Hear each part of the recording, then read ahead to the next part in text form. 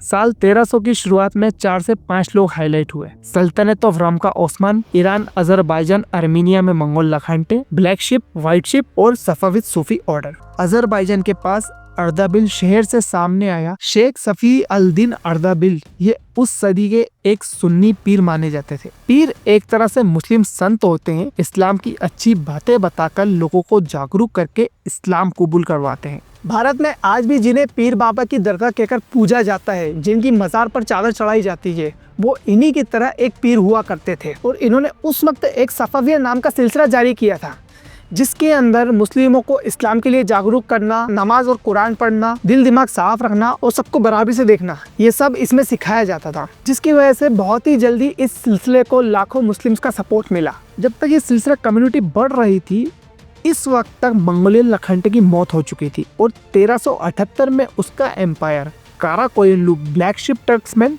और अक्कोयनलू white ship टर्क्समैन में बढ़ गया था। ये दोनों ही ट्राइब्स सेंट्रल एशिया की थी और सेल्जुक टर्क्स के एम्पायर के समय में आर्मेनिया माइग्रेट हुई थी। ब्लैक शिप में शिया मुस्लिम का इन्फ्लुएंस ज्यादा था और व्हाइट शिप में सुन्नीस का। हालांकि दोनों ही पर्शियन कल्चर से ऑब्सेस्ड थे, पर एक दूसरे के स्ट्रॉन्ग राइवलरी थे और इनकी इसी राइवलरी के बीच सफाविया कम्युनिटी अपना फायदा उठाती हुई, जिसकी वजह से दोनों में काफी बैटल्स हुई, जो कि 1468 में जाकर व्हाइट शिप मुस्लिम ने जीत ली। इनके पास आर्मेनिया, अजरबैजान, ईस्टर्न तुर्की और ईरान का कब्जा आ गया। पर जब तक ये कब्जा करते, तब तक शाह इस्माइल ने शिया इस्लाम कबूल कर लिया था और पूरा सफाविया सिलसिले के सुन्नी मुस्लिम शिया में कन्वर्ट हो गए थे। जिसके बाद अब वो खुद का एम्पायर बनाने के लिए व्हाइट शिप से बैटल शुरू करने लगा। ऑटोमन्स ईस्ट की तरफ एक्सपेंड करने लगे और इसी दौरान व्हाइट शिप से बैटल करके ईस्टर्न एनातोलिया भी ऑटोमन्स ने अपने कब्जे में ले लिया, जिसका फायदा उठाकर सफाविद डायनेस्टी ने व्हाइट शिप से ईरान छीनना शुरू कर दिया।